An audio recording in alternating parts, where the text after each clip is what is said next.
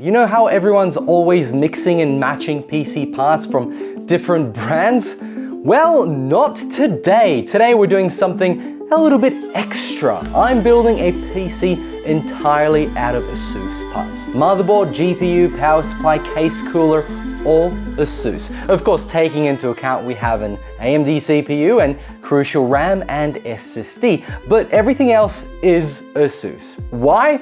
Well, I want to see if sticking to one brand actually makes a difference. Is it easier to build?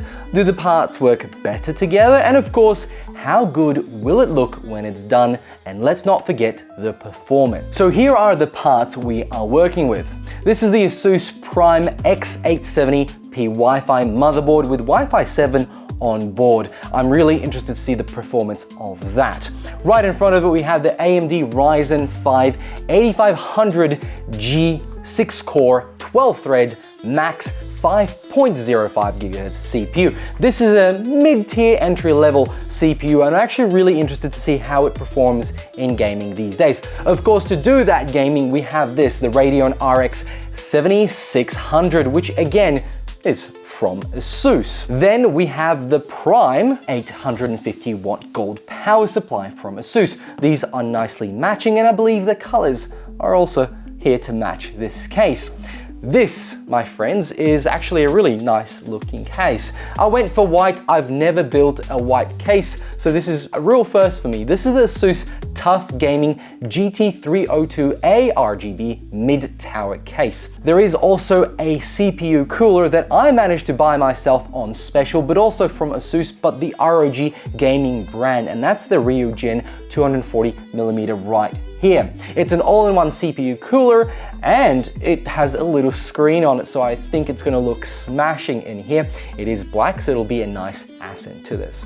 Now, of course, Crucial is here with their SSD. This is the P310 500GB M.2 2280 NVMe PCIe 4.0 SSD. I'm really excited to see the speeds of that one right there. And we have ourselves a really nice pack of Crucial Pro overclocking 32GB RAM. They come in two 16GB sticks and are a perfect fit for this AMD CPU. They are DDR5 and clock in at 6000 MHz. Altogether, we have ourselves what I would call a mid to high-end gaming PC.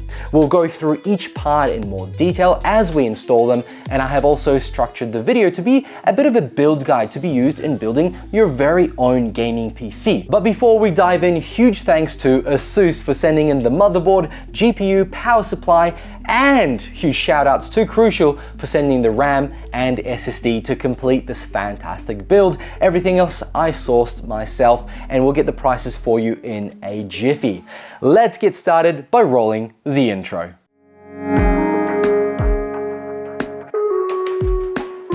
Now, we're gonna start off with the motherboard. We're gonna get it out of the box, put it on top, and we're gonna start installing some of the more important parts, which is, of course, the CPU, the SSD, and the RAM.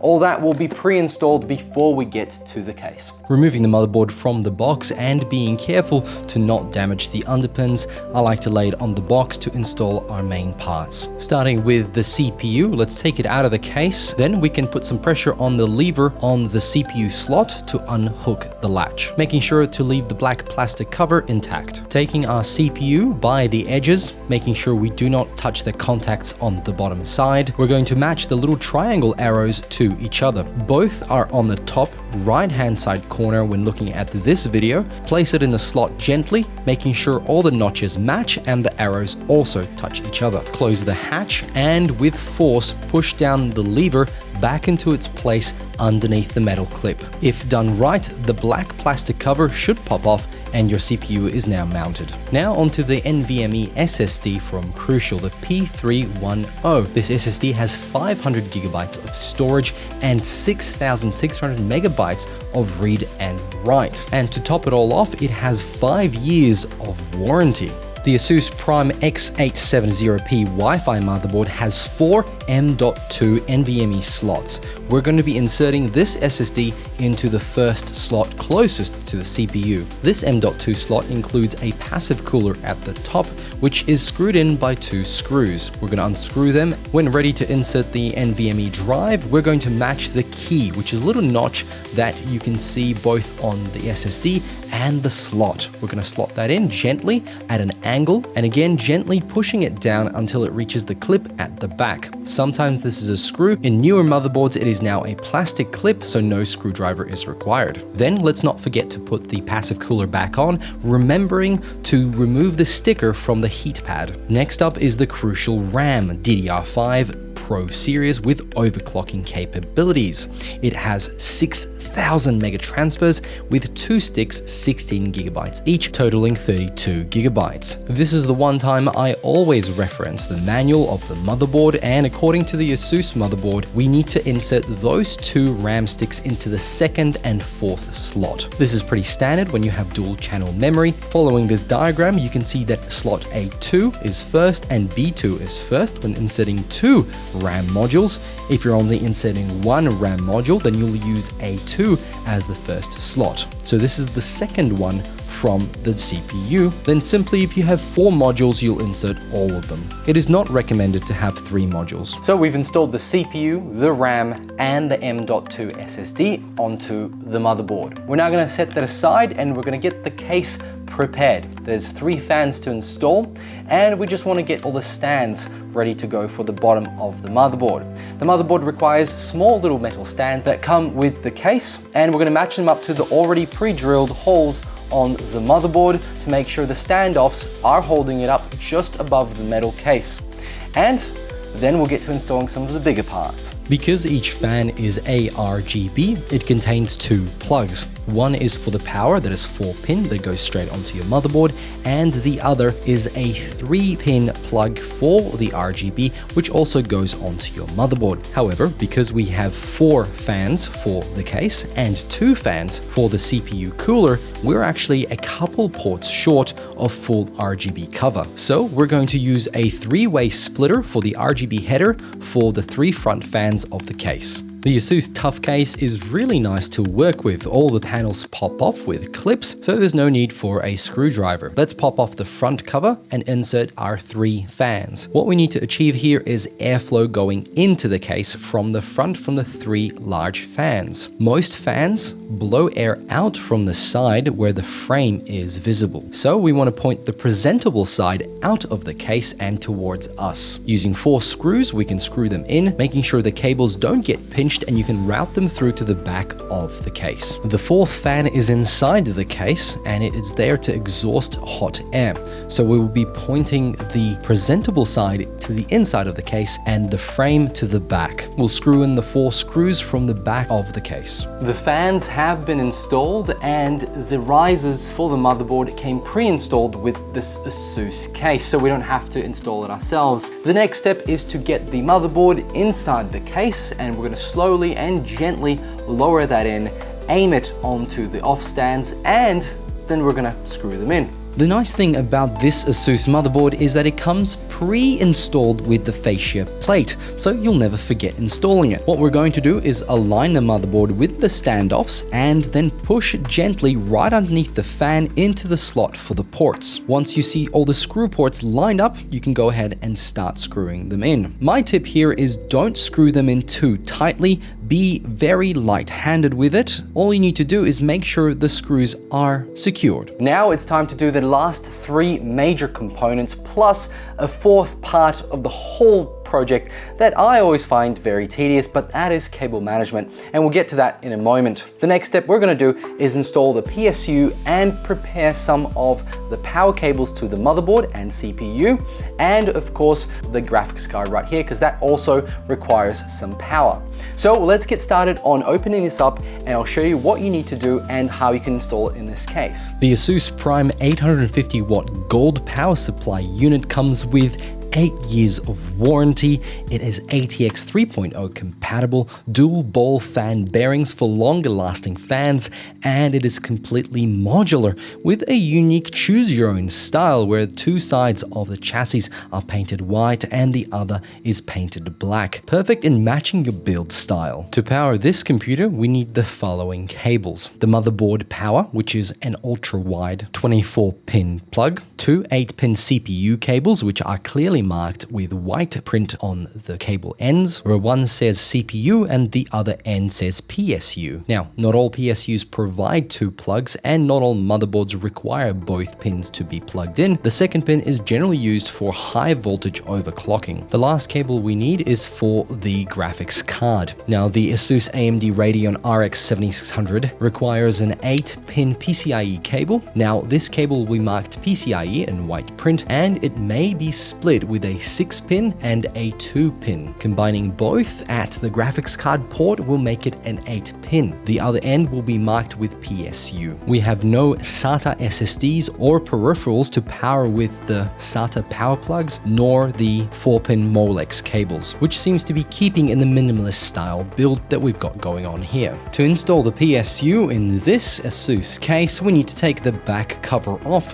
which will give us access to the basement. We can do a quick test fit, and even though it's going to be upside down, I decided the outside of it should be white, and it works out because the fan will suck in cold air from the bottom of the case. Starting off with the motherboard power, we'll plug that into the back of the power supply unit and route that through to roughly the middle of the case, where we can have access to the motherboard's section of the power supply port. Next, we can plug in our PCIe power to the graphics card, and it's the same idea. On the PSU side, we're going to plug it into the matching port for PCIe power, and then we're going to route it pretty much to the middle again. Lastly, we can grab our CPU power plugs, and in this case, we are plugging in 2 sets of 8-pin cables. This depends on the motherboard you have. It might be just 1 or 2 cables. On the PSU side, we're looking for the CPU text to plug in our power plugs. Most modern PSUs should have this section in and around the motherboard plugs. Remember, you won't be able to go wrong because the plugs are keyed to the exact area they need to be in. Generally, the power to the CPU is located at the top side of the motherboard, so we're going to route that through on the right hand side, and there's an already pre-prepared clip that lets us route all the cables alongside that pillar.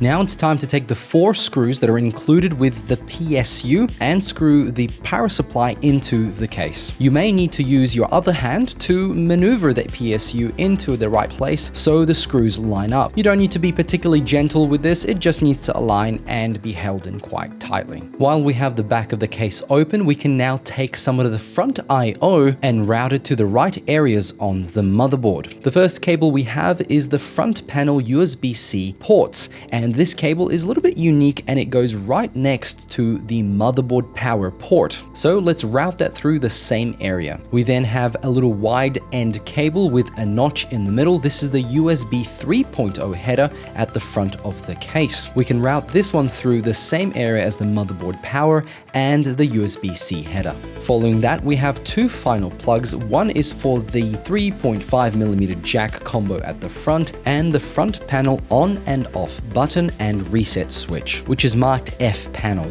These last 2 will go on the bottom of the motherboard, so we can route that through the gap just in front here where you can see the motherboard showing. Now, because the motherboard does not have enough headers for all the RGB fans that we have, I purchased a splitter for the 3 front fans. We can actually add a 4th one on if we want to. So we're going to connect this splitter to the 3 ARGB pins and then head around to the front of the motherboard and plug it into the last port for the ARGB header. From here on in, it's match the plug. So we'll grab the wide motherboard plug and push that into the appropriate slot. We can then take our USB 3.0 cable and push that into the slot right next to the motherboard power.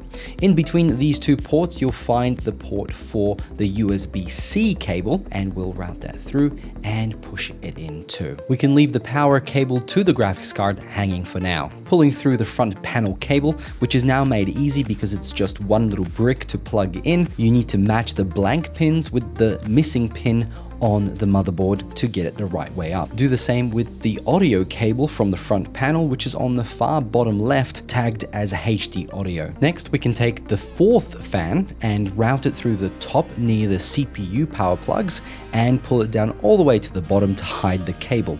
Right next to the HD audio plug, there is a 4-pin fan power plug and 3-pin ARGB plug for the colorful lighting. You can now pull through any of the straggling fan 4-pin power plugs into the closest area on the motherboard that allows you to hide the cable appropriately. You can also find the appropriate ARGB pin headers that are spare and you want to attach a fan to it. Make sure to avoid the plugs named CPU fan and AIO pump, which we will be using for the CPU cooler. These are colored with a dark midnight type plastic. Finally, we can plug in the 2 CPU power cables into the motherboard right at the top left.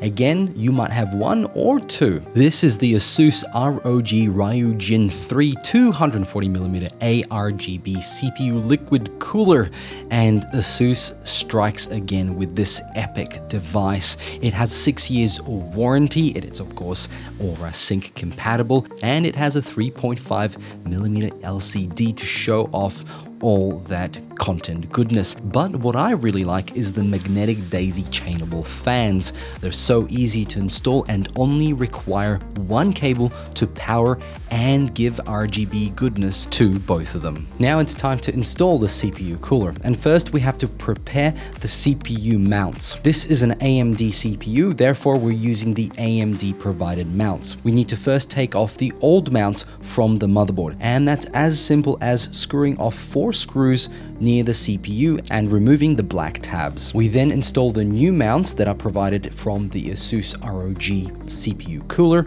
and there's a little arrow that says pointing towards the CPU, so you can't mistaken it for any other direction. You're going to screw in both on the top and the bottom using the old screws that already came with the motherboard. As always, it is nice to do a quick test fit, and I've decided that the tubes will lean out from the right hand side as there is not really enough space on the left hand side, and they'll scratch against the 4th fan. Now, because I'm building vertically, I'm going to do a little cheeky step. I'm going to remove the top panel from the ASUS case, which again is a pop top. Then I'm going to take 2 screws and I'm going to mount the cooler on the top only temporarily so I can mount the rest of the hardware. Now to do a test fit of the actual CPU cooler. What you'll notice is that the LCD screen is actually able to be removed. Again, it's a pop top. Then we're going to make sure to remove the plastic housing that's covering the already pre-prepared cooling paste on the bottom of the copper cooling plate. We're going to gently put the CPU cooler in its place, and then using the appropriate thumb screws,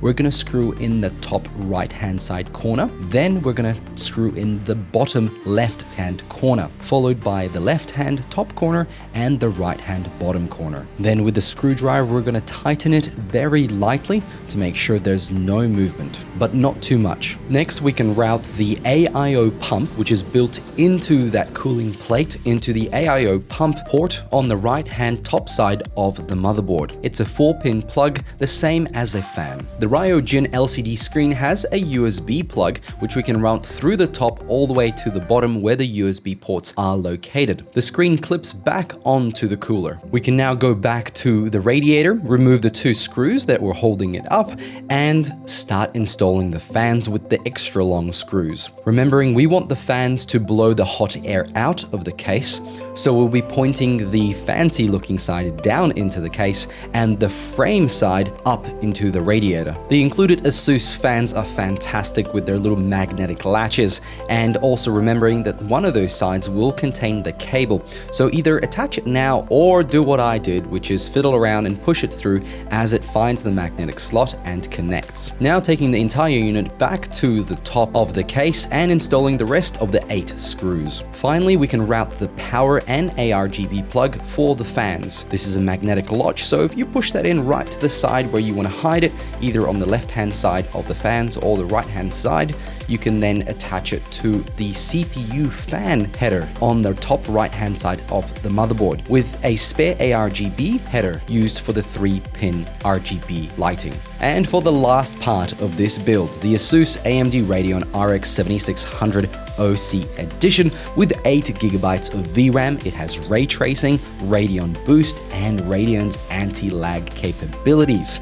And of course, it only requires an 8-pin power plug, which is already ready to go and hang there. Doing a quick test fit to the PCIe slot right at the top, the closest one to the CPU, which provides the highest speeds, we can tell that we need to remove 2 fascia plates from the second row. So the second and third screw will be removed and the fascia grates can be removed. We then put the graphics card into the PCIe slot, looking out for a little click to let us know it's all the way in. We will reuse the 2 silver screws to secure the graphics card, making sure we hold it up a little bit more so it doesn't sag. Once completed, take the final 8-pin power cable and plug it into the graphics card. Before we close everything up, let's do a final cleanup of the cables in the back side of the case. The motherboard comes with some zip ties that we can use to organize the cables. Try to keep the cables away from the exposed motherboard parts and tuck them away together as much as possible. We can now close up the back panel and the front panel, and if it's a glass case, it'll have a nice protective sticker on the front that is always fun to peel.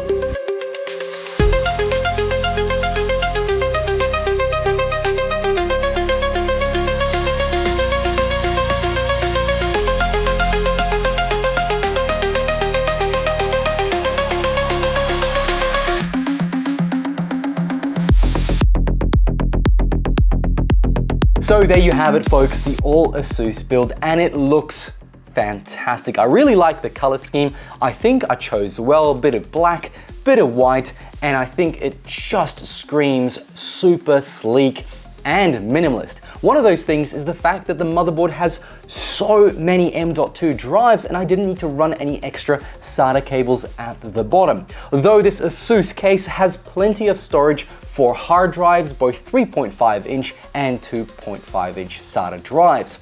Either way, I think in the future, most people are going to be building with an M.2 drive as a boot drive and then the larger storage drive too. But I've noticed that M.2 drives are getting cheaper by the day and you might only end up with one drive anyway, though I know games these days are pretty large.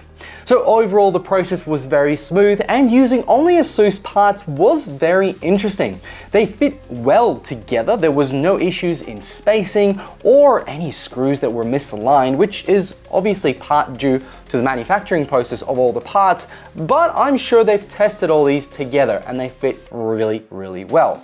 Now, we're going to get into some more videos on this computer very soon. One of those videos is going to be how to install Windows 11 without all the bloat. So make sure to like and subscribe to get a notification when that video drops. Then we'll do some performance testing on all these specs. So if you're looking at buying any of these parts, you'll know what they work like together in, of course, gaming and synthetic benchmarks. So, big thanks to ASUS for sending these parts for a build and review, and big thanks to Crucial for sending the SSD and RAM. Both will be prominently featured on our performance testing, so make sure you stay tuned for that. And thanks to you for tuning in. Make sure to like and subscribe, and I'll catch you all in another one. Bye!